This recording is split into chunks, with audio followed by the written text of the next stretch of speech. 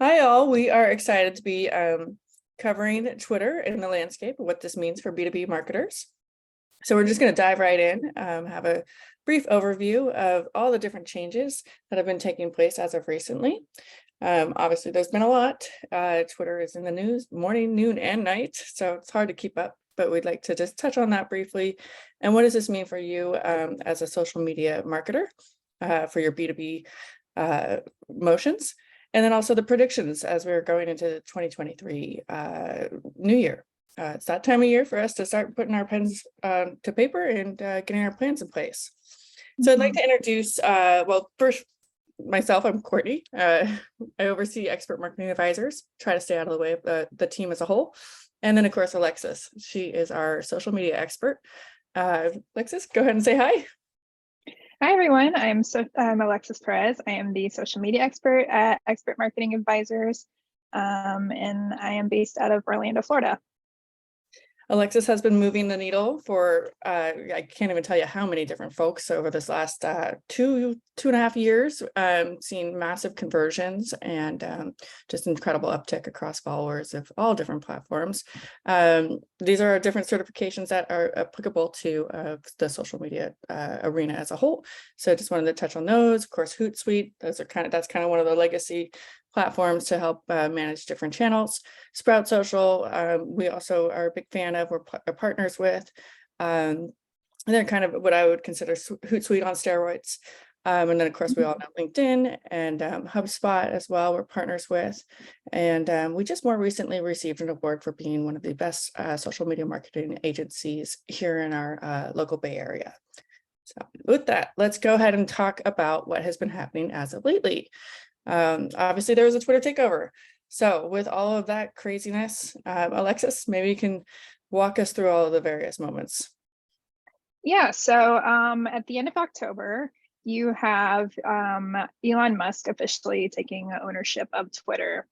And this is where it really all starts to kind of accumulate. You know, you have rumblings of layoffs, top level executives are ousted. And then by the next week, half of Twitter's employees are laid off. So you have people wondering, well, what does this mean for the future of Twitter? On November 9th, you have the Twitter Blue verification subscription that was previously announced, and that launches and creates a lot of controversy for the platform because you have people taking essentially what Twitter Blue verification is. It is a subscription platform that now allows you to pay $8 a month for that coveted blue Twitter check. And what people are doing with this are using it to impersonate companies and public figures. And so let me ask, was this just as I'm kind of getting my head around it, is this also because there were a lot of Twitter accounts that were not being utilized or ones that were kind of like these fake accounts? So this was also maybe an attempt to kind of get those ones to bubble out or to filter out, or maybe I'm reading too far into it. I think what this was a chance to grow the Twitter platform from the monetary side of things. I think that was what his intention was with these subscriptions. Mm-hmm. And then we quickly learned that this is not a viable service. So it's paused only 2 days later. Okay. So then immediately after that, you have Twitter firing 80% of contract employees. So at this point, it's like, well, what's happening? Is this a platform that we want to keep doing marketing on? So amidst all of this, we have advertisers cutting their spend. We have big figures leaving the platform. And then on the 16th of November, of course, Musk issues a hard work ultimatum to the remaining employees. He says you can stay, you can work long hours, or you can take a severance package. And the majority of employees do. They reject the ultimatum and they leave the company. So there's a lot of controversy around Twitter at this point. I'm sure you've all seen it in the news and on your social media feeds. And then at the height of this, Donald Trump former President Donald Trump's account is reinstated, which harkens in a new era, I think, of suspended accounts coming back onto the platform that were previously banned for bad behavior, being controversial. And Musk announces a general amnesty for these suspended accounts, which confirms what people were previously saying about, the moderation on the platform kind of loosening, and these previously suspended accounts taking over and making the platform a bit more, I want to say, not as viable for advertisers. Yeah, it's definitely been interesting in that regard, because I think as we were discussing this whole area, also from an advertiser or brand point of view, there's I would say there's concerns that you might have your brand next to some potentially controversial moments that are in the feed, so to speak. So Right. yeah, we're treading in some unknown water for sure. For sure. It's been entertaining, though, I will say, from the sidelines. Okay. And then but the Apple piece here, I actually wasn't even aware of that component. And I also think some of the employees are now kind of filing a class action lawsuit on account of the sort of the whiplash that they are experiencing. Yes. Interesting. Okay, so with all of this, running a business is never easy. There's always going to be some changes taking place at any given day. This one has a ton of eyeballs on it. I think a lot of folks are also watching to see what this means for their own going forward if they were to make some mass changes of their own. But what does this mean for us as individual marketers? And, as we navigate our own social media presence. And so with that, let's dive into what we're thinking and what we've been seeing. Yeah, so with these recent changes and Twitter kind of being in the conversation about a viable marketing platform, people are kind of looking at Twitter and saying, well, was it really ever a good place for B2B marketers? So we have a couple statistics up here. About 82% of B2B marketers are using Twitter to promote their products or services. 59% of businesses are using it as a digital marketing tool. And then on the flip side, you have 33% of Twitter users, they use their accounts to follow these brands and companies. And 54% report taking action after seeing a brand mention on Twitter. And these last two aren't all B2B. There's a lot of B2C in there too, which is, I think, what really thrives on Twitter. If you look at it in comparison to platforms like LinkedIn, which is on the next slide, you'll see that this is kind of not a matched comparison, right? When you look at how LinkedIn performs versus Twitter, you'll see that 80% of all B2B leads are coming from LinkedIn versus about 13% on Twitter. And that's a huge gap that people are noticing and saying, well, if we're putting all this effort into Twitter, why aren't we seeing the results that a platform like LinkedIn can deliver us? For example, Twitter's visitor to lead conversion rate is about 3 times lower than LinkedIn's. 38% of B2B marketers say LinkedIn is generating revenue versus 13% for Twitter. So all these different factors, when you compare it to other, I call them legacy kind of B2B social media platforms, it begs the question, was Twitter ever really doing something for us in the first place? Is it really worth keeping on as a social media platform that we should be focusing our efforts on? Yeah, those are all really great points. We've been at this we're rounding on 6 years. And then, of course, the team as a whole is plenty of years of experience before that. And we've always looked at LinkedIn as, that's where your decision makers are. It's a professional platform. And then Twitter is secondary as far as your influencers. And more each year, we kind of leave that to the wayside. But it is definitely a channel that we still pay attention to in that regard, just as a voice as a whole for your brand. However, I will say we see tremendous conversion. I would be one of those 38 percenters that say LinkedIn is generating revenue, and it's just for us as an individual company, we do get about 35 to 40% new business through LinkedIn as a whole. it is an avenue that we don't ignore. It is a great channel for us. Great. Absolutely. So what does this mean for Twitter as a whole? And, is it worth it? Do we just abandon it, or should we at least give some energy and effort there? The pros and the cons. Let's go. So I was recently asked by a customer, with all this controversy surrounding Twitter, should we keep it? Let me know your thoughts. And this is what I replied to them. I said, there's a case for keeping Twitter and there's a case against it. Ultimately, when you have a company, you want to be present on social media platforms. I don't see being present on any social media platform as a loss. In fact, the research shows that 85% of users are clicking through to a company's social media profile before they visit their website. So having that active brand presence really helps up your social currency. It keeps your brand relevant, and it really acts as a footprint kind of to your growth as a company. And then the case against keeping Twitter is mostly to do with these recent changes and this uncertainty.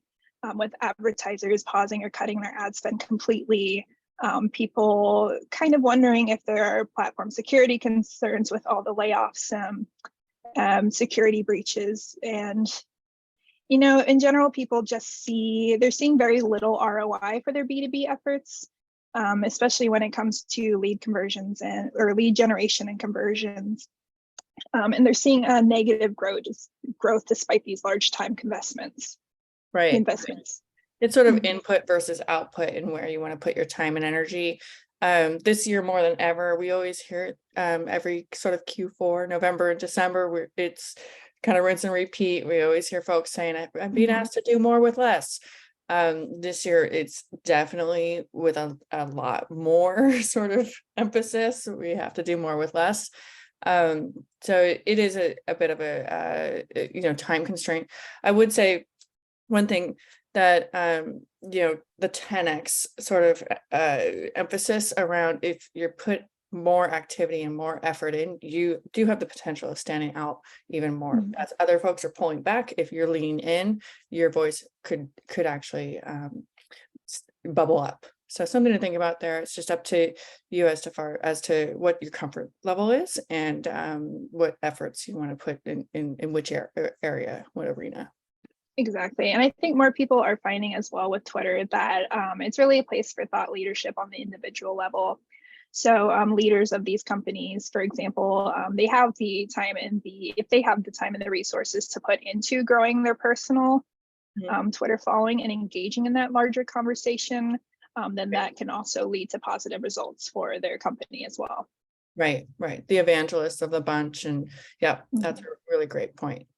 So does that lead us into 2023 and where we can kind of look into our crystal ball? It's like I said, everybody's putting out their predictions. I'm sure we've all kind of seen a few of those prediction blogs and some of the newsletters coming around the corner.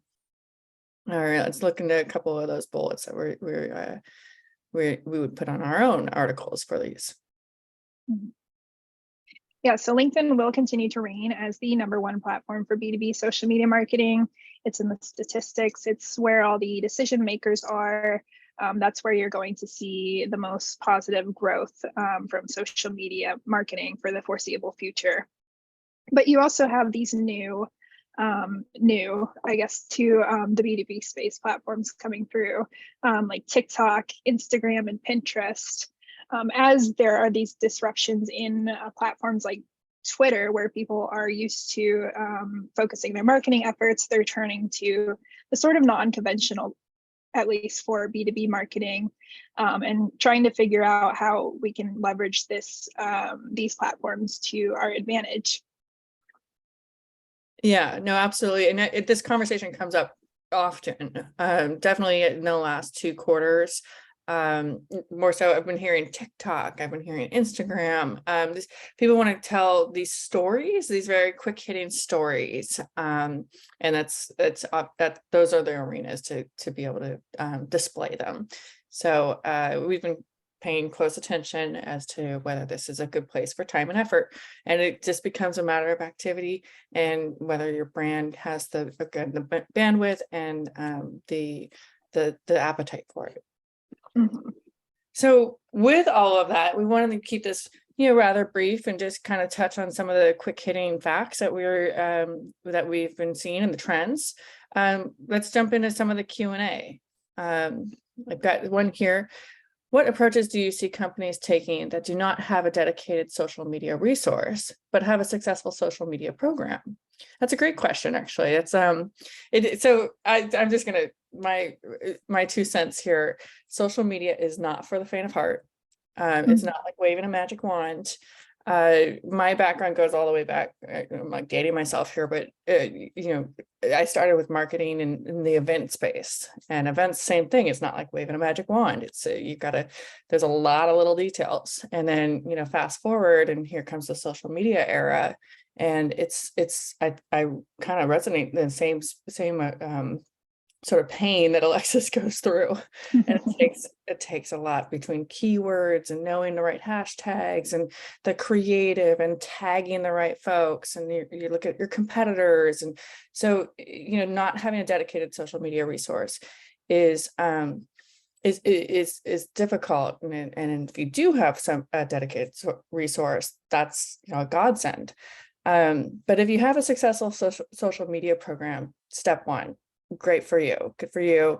And the strategy can just kind of lay out from there. So what are your thoughts on this, Alexis? Yeah, everything you said. And, just to reiterate that even if you don't have a social media resource, really, if you have a successful social media program, that's the first step to continuing that growth and kind of figuring out what's been working for you. A lot of companies start from scratch. They don't have any social media presence, and they're looking to people to see, well, how can we grow this? So if you have that social media program, really just seeing what's been successful in the past, how can we take from this and continue to expound on it? Yeah, absolutely. And there are there's agencies that can, like ourselves, that can help you manage your social media program. A full-time resource may not be at that stage. We help with folks all the way from early stage through to the global companies and on over to the finish line acquisition and IPO. But it's always great to make sure you're touching all areas.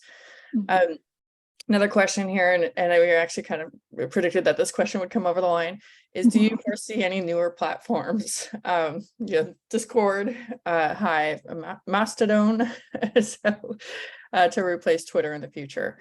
My opinion, there's always going to be, new folks coming through in any technology, in any space. So it's great to have that. We're living in a world where it's always, there's always going to be newbies, and it kind of keeps it interesting. So your opinions on this, Alexis? I do. I think with Twitter, you have to consider that its growth is really a flash in the pan moment, where you have the Twitter began when there weren't really that many social media platforms to compete with, same as Instagram and Facebook. And now you have the same thing with TikTok, where it really blew up due to the pandemic and everybody, being indoors and looking for ways to share their lives in these short little snippets. So I think with the rise of these new platforms, they're going to have to kind of figure out a way to tap into, well, what are people lacking on other platforms like Twitter?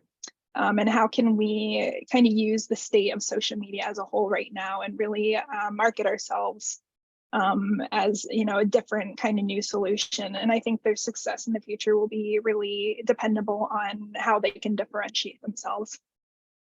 Yeah, that's a great point. And kind of within each of those examples, and also looking at these newbies, what we find is they're great watering holes dependent upon which industry you're in and what audiences you're looking to get in front.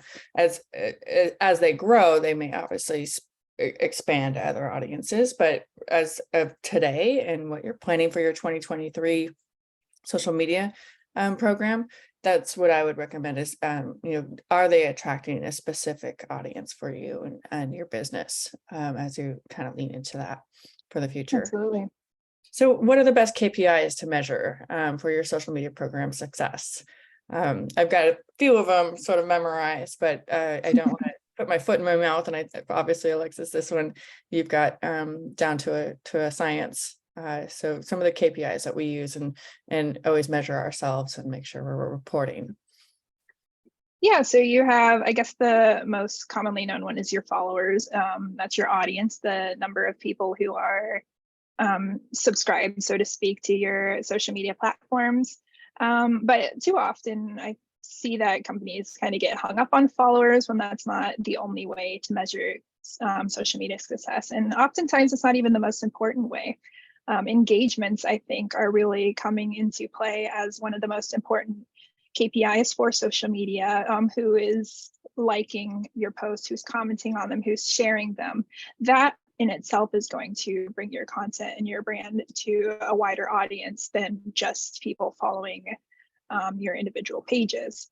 And then you have the ones like the smaller ones like impressions, the number of eyes that are on your posts. You have click-through rates, which is, the number of people that are clicking on your post and going through to your website, which helps SEO. So all these things, I think together, you have to strike a balance with KPIs and figure out how to make them work together to really produce results. Yeah, absolutely. And then we do have, we have a social media playbook on our website. We can send that out to everybody after this, and along with the recording here. I have a frog in my throat. But there are some actual like 4% versus, then the follower growth rate. You're not going to be tripling your followers, but just some of what you can kind of study as she goes. I always like to look at the competitors and see if you can do some competitor takeouts along the way to kind of keep the momentum going. And then one of the things that, sorry, I just heard you say, and it's something to call out, is SEO is now actually taking into account your social media engagements and pulling that into your page one ranking. So something to also make sure you're conscious of as you're choosing your keywords and your hashtags and such. Great. Oh, I think we've got one more question in here. Oh, what tools are you using to measure sentiment? Oh, that's a great one. Over to you, Alexis. Keeping you on the spot. Yeah, I'm a big advocate for Sprout Social. I think it's the most robust social media management platform out there right now. And it really gives a high level overview of all your analytics, from your platform performance to, right down to the individual posts, how each one of those are performing. There's also Hootsuite, which doesn't usually provide kind of the same caliber of results as Sprout Social, but it is another good tool to use, especially with the scheduling capabilities. And then looking into the native analytics of your platform as well. LinkedIn has very comprehensive sentiment tools when it comes to follower growth, your demographics. So I guess it's really just a matter of finding out, using all these platforms in tandem, if that makes sense. Yeah, absolutely. I remember way back when marketing was kind of like, is it fluff or is there actual stuff? And then the tools started, when I say way back when, the early 2000s. And then all of a sudden we started getting tools to like measure our results, Marketo and then layering on the MarTech stack. And same here, with social media. Now we have a lot more to start analyzing our results and figuring out what's actually working and what's the best time of day and what's the best content, what's performing, what type, which is great because it really allows us to, move the needle with much faster and much more accurately. But it does go back to, when you're looking to measure, sometimes you just need to go straight to the tool, straight within the platform, and kind of aggregate it all and bring it all back together. Yeah. Yeah, without a doubt. Well, thanks so much for everyone for joining. We'll be sure to get this recording out. And again, the social media playbook is a fantastic one. It ends up being one of our more popular downloads. And be sure to reach out if you have any other questions or would like us to dive in as well. We'd be happy to do a social media audit or give some recommendations or anything of the above. Great. Well, thanks, Alexis, for steering us through this. And Thank you. look forward to seeing it all again. Great. Have a good day. Thanks, everyone.